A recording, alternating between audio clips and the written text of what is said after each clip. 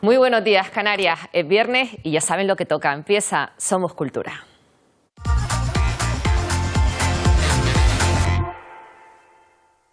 Cuando decimos que el arte es universal o incluso eterno, muchas veces nos referimos a su belleza o a su genialidad técnica, pero en otras ocasiones es el contenido de esa obra lo que la hace que décadas y hasta siglos después siga siendo valiosa.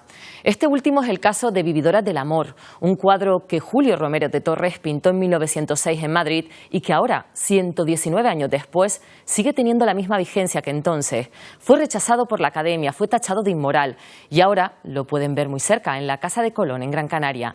Vividoras del Amor es una obra que no solo recibe miradas, también las devuelve, y los ojos que miran desde el lienzo no tienen piedad con el espectador. Pero antes de introducirnos en el cuadro, vamos a ver qué más ofertas tiene la agenda cultural. Que vamos, será por oferta cultural. Casi tanta oferta como bailarines pone en escena el siguiente espectáculo, La Confluencia. Es un show de danza flamenca que la compañía Esteves y Paños trae a Lanzarote, en concreto al Auditorio de los Camellos del Agua, el sábado a las 8 de la tarde. 8 bailarines representan 8 arquetipos diferentes para ofrecer una nueva visión de la raíz desde el mundo actual. El Manning, que además de ser el percusionista habitual del canca, tiene su propia carrera como cantautor, estará mañana sábado en el Búho, en La Laguna, en Tenerife, a las 8 de la tarde, desgranando sus canciones, como este Te di las llaves de mi corazón, pero te hiciste una copia. La gira de Las bodas del Fígaro lleva a esta adaptación libre de la ópera de Mozart, ambientada esta vez en la posguerra española y en tono de farsa, hasta Fuerteventura, esta misma tarde en el Auditorio Insular en Puerto del Rosario a las 8:30. Además actúa Valeria Castro en el Auditorio Alfredo Kraus en Las Palmas de Gran Canaria. Lo que pasa es que están las entradas agotadas desde hace un montón de tiempo. Yo lo digo un poco para que ustedes lo sepan, pero el que no tenga entrada pues se queda con la magua. Y ahora sí, ahora ya seguimos con esta edición especial de Somos Cultura. Vamos a meternos dentro del cuadro de Julio Romero de Torres. Una edición especial de Somos Cultura en la que hemos querido trasladarnos hasta Casa de Colón para estar pues con Javier Puello, conservador, profesor de Historia del Arte. Le damos las gracias por aceptar esta invitación. Muchas gracias, buenos días. Y veníamos precisamente a hablar de un cuadro muy especial, este que nos acompaña, un cuadro con muchas anécdotas, con mucha historia detrás, que además queremos que usted mismo nos presente. Sí, es un cuadro que tiene un relato apasionante.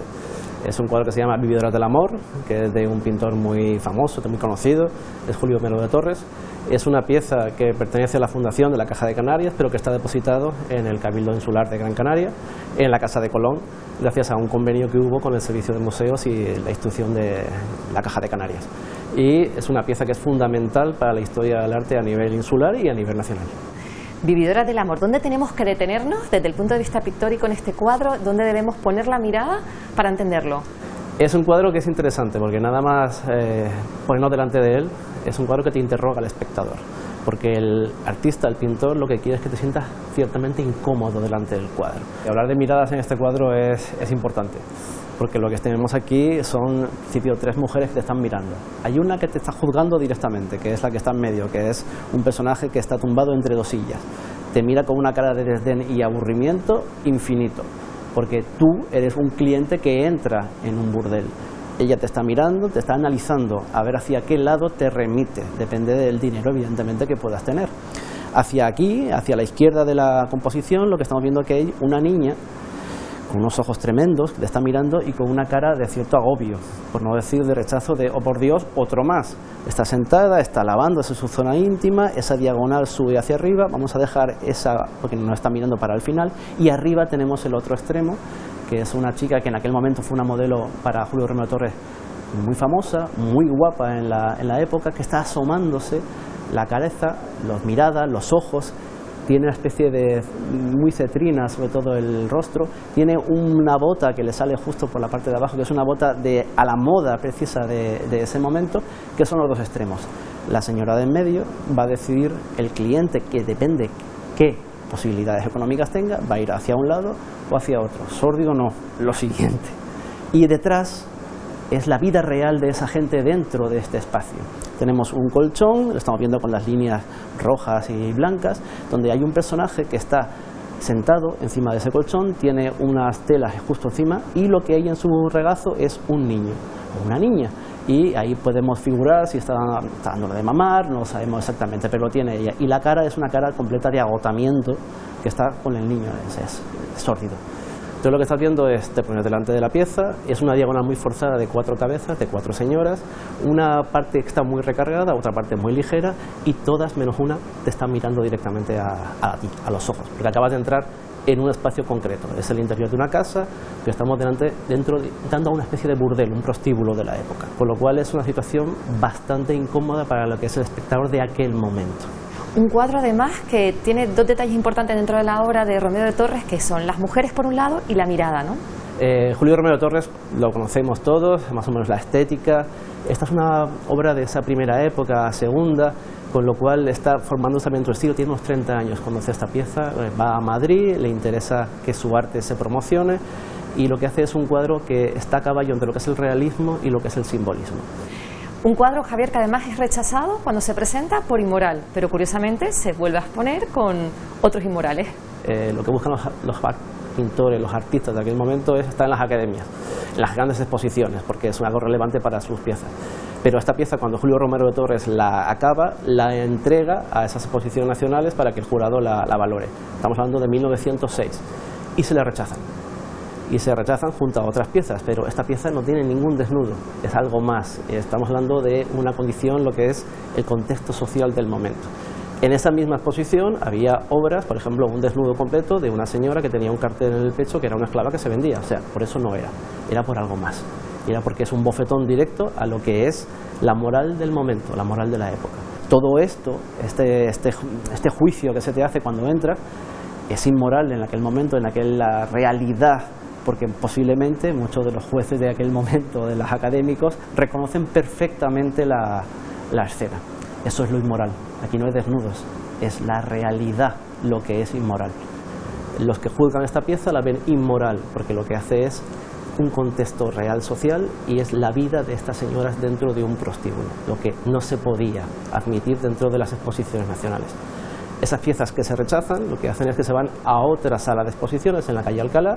Imagínense si hoy en día hay morbo con algunas piezas y demás que salen en los medios, pues todo el mundo lo que quiere ver son los rechazados, por decirlo también de alguna forma. Entonces hay colas y colas delante de esa exposición, salen los periódicos, la gente la conoce, se arma un follón en la crítica.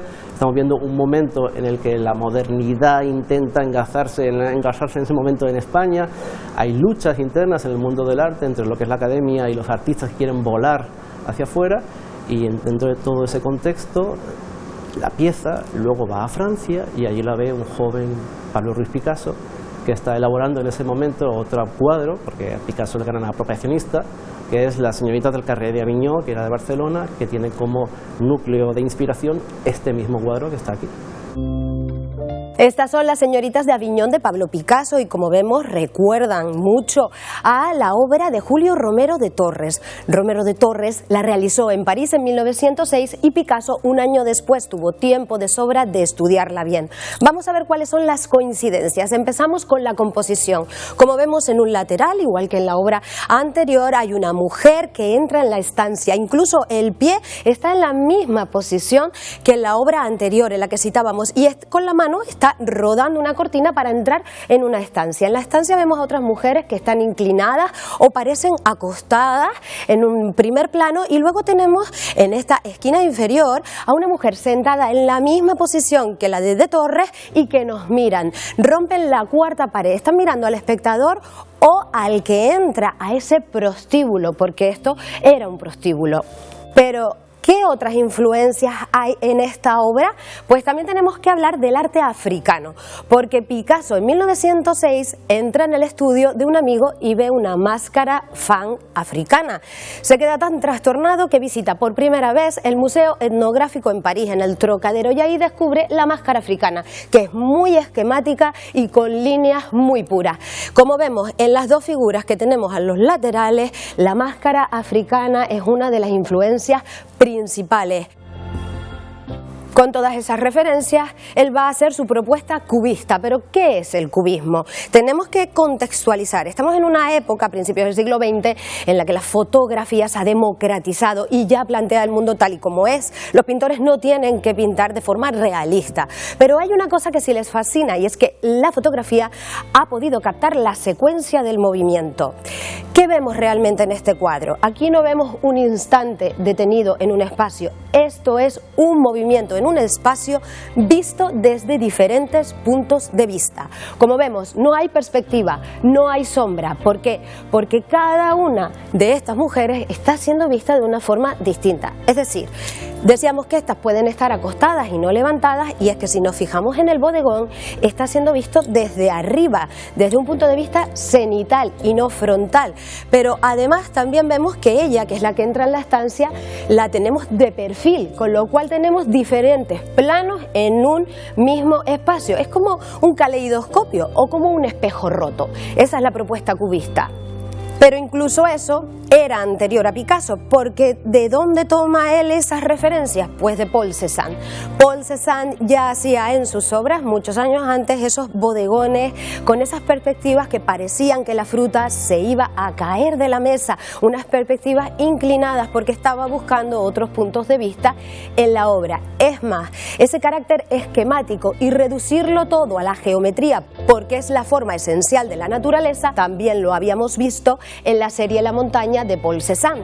Al principio pinta la montaña con todo lujo de detalle, como vemos termina siendo un triángulo casi perfecto. Pero hay una cosa que Picasso no copia, es que estas señoritas de Aviñón dulcifican y blanquean la prostitución. Aquí no hay crítica social.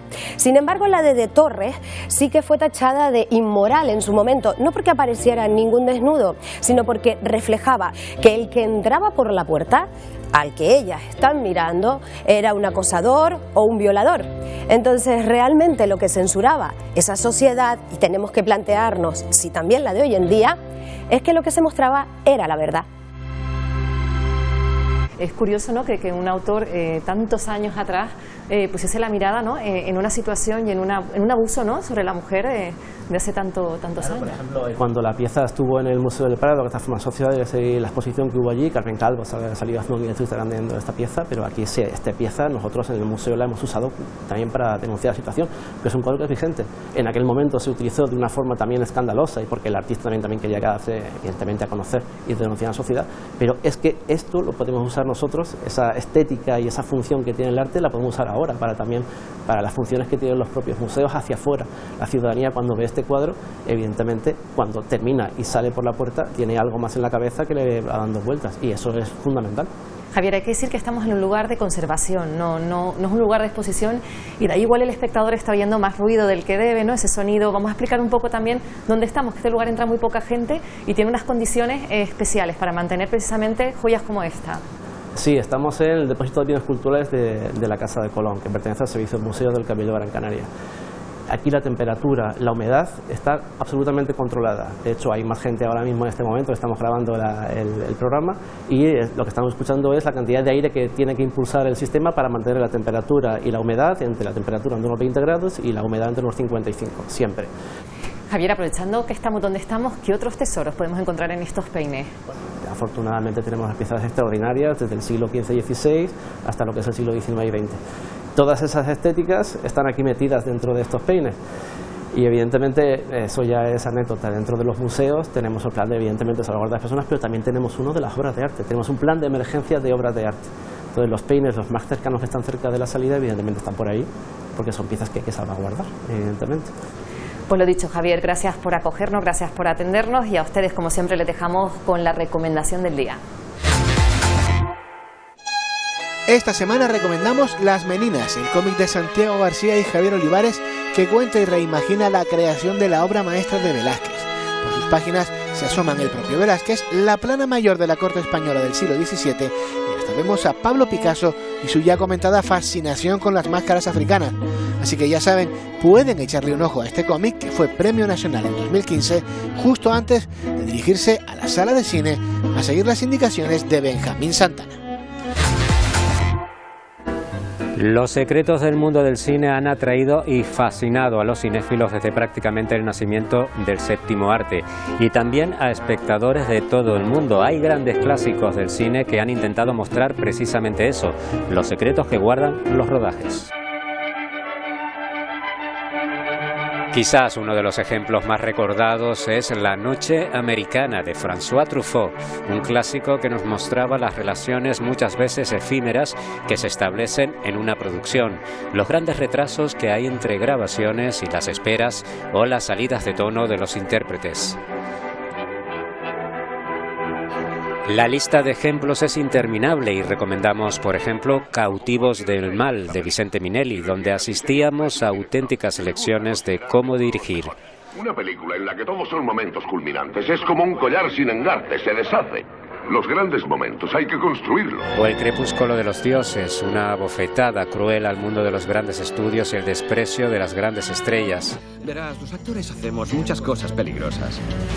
O la más reciente, Érase una vez en Hollywood, más centrado en el mundo de la interpretación. ¿Describirías así tu trabajo, Cliff? Vale, quieres obras maestras y que te den miles de millones. Pues ¿sabes qué? Eso no pasa en la vida. Lo contamos porque ahora nos llega una serie que perpetúa ese subgénero y que con solo 3 capítulos emitidos promete convertirse en un clásico de la comedia. Los guarros hacen buenas pelis. Eso es verdad.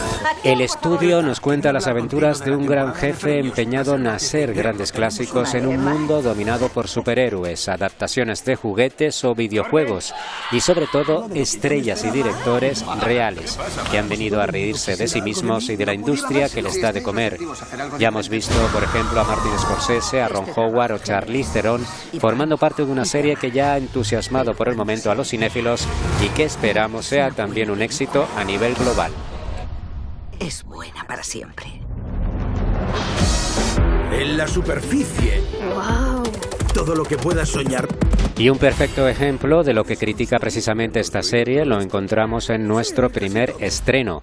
Con cientos de millones de presupuesto y estrellas como Jason Momoa o Jack Black, llega la película de Minecraft, basada en el popularísimo juego al que se hacen adictos millones de menores en todo el mundo. La película ha recogido críticas tan ácidas como la siguiente. Si Minecraft es donde los niños desarrollan la creatividad, su adaptación cinematográfica es donde la creatividad muere. Adiós. Y atención porque este viernes llega la que es ya una de las películas más importantes del año en nuestro país. Ganó el Festival de Cine de Málaga y en un mundo ideal sería la película más comentada y vista este fin de semana en cines. Yo voy a estar contigo todo el tiempo. Les estoy hablando de Sorda, película que narra la historia de una pareja, ella sorda y el oyente, cuya vida se transforma cuando llega a sus vidas una hija. Nuestra protagonista va a luchar para no quedar a un lado en el mundo escolar o la vida social de su familia. Es una película que debería estar en la temporada de premios, una película hermosa y muy humana, indispensable para conocer los problemas a los que se enfrenta la comunidad sorda. Y una hija sorda. Pero me has elegido a mí. Y yo soy oyente. Pero hay muchos más estrenos, como Guillermo Tell, producción británica basada en el popular personaje, soldado en el siglo XIV, que es obligado a mostrar sus habilidades con la ballesta disparando a una manzana colocada sobre su propio hijo. Críticas en general positivas que destacan la brillantez de sus batallas. ¡No mostréis piedad! La nueva víctima. Y 2 propuestas de terror que no parecen vayan a animar mucho la taquilla y que han sido ya masacradas, nunca mejor dicho, por la crítica. Empezamos con una propuesta patria, La huella del mal, que narra el hallazgo de un cadáver en las cuevas de Altamira. Es hora de recolectar. Y de Gran Bretaña nos llega Peter Pan, Pesadilla en Nunca Jamás. Ahora que los derechos de los personajes creados a principios del siglo XX por James Barrie son universales, se están produciendo todo tipo de subproductos de terror protagonizados por Peter Pan o Wendy. Les aconsejo, si van al cine este fin de semana, no dejarse llevar por el ruido de la publicidad de las grandes producciones de Hollywood y apostar por títulos más notables e importantes. Nos vemos dentro de 7 días. Y con cine, como siempre, nos marchamos. Recuerden que tienen una nueva cita el próximo viernes. Disfruten del fin de semana.